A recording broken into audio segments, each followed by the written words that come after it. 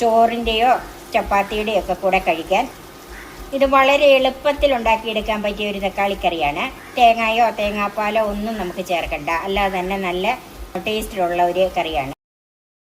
3 നല്ല പഴുത്ത തക്കാളിപ്പഴം, ഒരു 15 ചുവന്നുള്ളി. ഇത് സവാള എടുക്കാമെങ്കിലും ചുവന്നുള്ളി തന്നെയാണ് ഇതിൻ്റെ ടേസ്റ്റ്. ഒരു ചെറിയ കഷ്ണം ഇഞ്ചി, ഒരു പച്ചമുളക്, കുറച്ച് കറിവേപ്പില, 1/4 ടീസ്പൂൺ മഞ്ഞൾപ്പൊടി, 1 ടീസ്പൂൺ മുളക് പൊടി, 1/4 ടീസ്പൂൺ ഉലുവ, 1/2 ടീസ്പൂൺ കടുക്, 3 വറ്റൽമുളക്, കായപ്പൊടി. അത് ഇടുമ്പോൾ ഞാൻ അതിൻ്റെ അളവ് പറയാം.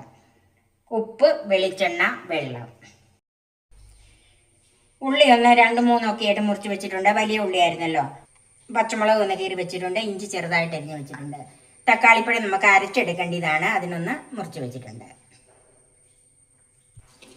തക്കാളിപ്പഴം ഒന്ന് അരച്ചെടുക്കാം. ഇത് വെള്ളം ഒന്നും ചേർക്കണ്ട, അല്ലാതെ തന്നെ അരച്ചെടുത്താൽ മതി.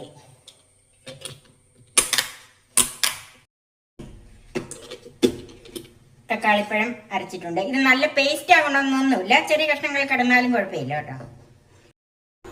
ചൂടായ പാനിലേക്ക് 1 ടീസ്പൂൺ വെളിച്ചെണ്ണ ഒഴിച്ചു കൊടുക്കാം. ഇതിലേക്ക് അരിഞ്ഞു വെച്ചിരിക്കുന്ന ചുമന്നുള്ളി ചേർക്കാം.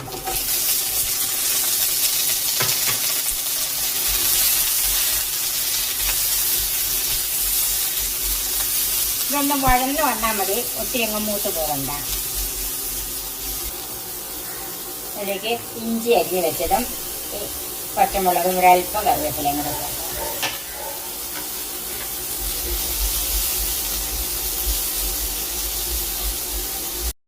ഉള്ളി ഒന്ന് വഴന്ന് വന്നിട്ടുണ്ട്. അതിലേക്ക് അരച്ച് വെച്ചിരിക്കുന്ന തക്കാളി ചേർക്കാം.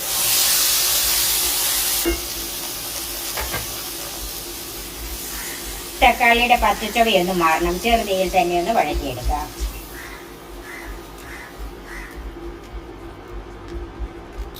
ചോറിൻ്റെയോ ചപ്പാത്തിയുടെയോ ഒക്കെ കൂടെ കഴിക്കാൻ എളുപ്പത്തിൽ ഉണ്ടാക്കിയെടുക്കാൻ പറ്റിയൊരു കറിയാണ്.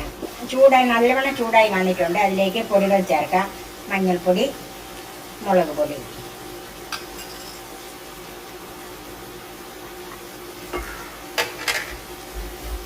ഈ പൊടികളുടെ പച്ചമണം ഒന്ന് മാറണം.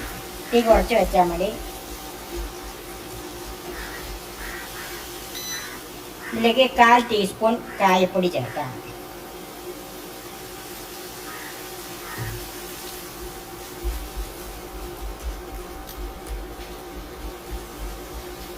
ഇപ്പോൾ ഈ പൊടികളുടെയും തക്കാളിപ്പഴത്തിലേക്ക് പച്ചമണമൊക്കെ ഇത് മാറിയിട്ടുണ്ട്.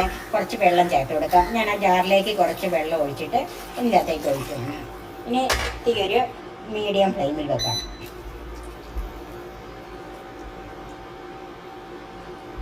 ഇത് ഒത്തിരി ഒഴിച്ചുകറി എന്ന് പറയാൻ പറ്റിയല്ല, ഒത്തിരി ചാറൊന്നുമില്ല. ചപ്പാത്തിക്കൊക്കെ കഴിക്കാൻ വേണ്ടിയിട്ട് ഒരു തീരെ കുറുകിയല്ലെന്നേ ഉള്ളൂ, അങ്ങനത്തെ ഒരു പരുവത്തിലുള്ളൊരു കറിയാണ്. ഉപ്പ് ചേർക്കാം.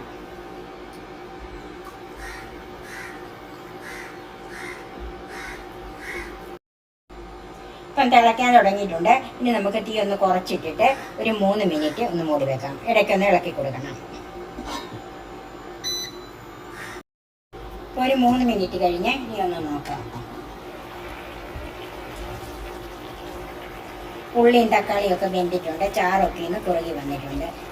ഇതിൽ ഉപ്പ് നോക്കണം. എനിക്ക് പാകാണ്. ഞാനിത് തീ ഓഫ് ചെയ്ത് അടച്ചു വെക്കുവാണ്. ഇനി എന്നെ കടുക് താളിക്കാം. ചൂടായ പാനിലേക്ക് 1.5 ടേബിൾ സ്പൂൺ വെളിച്ചെണ്ണ ഒഴിച്ചു കൊടുക്കാം. കടുക് ചേർക്കാം. ഉലുവയും ചേർക്കാം.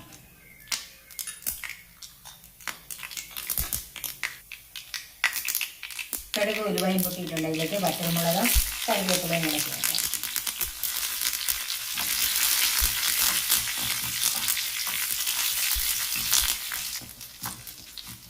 മുളകൊക്കെ നന്നായിട്ട് മൂത്തിട്ടുണ്ട്. കടുക് വറുത്തത് ചേർക്കാം.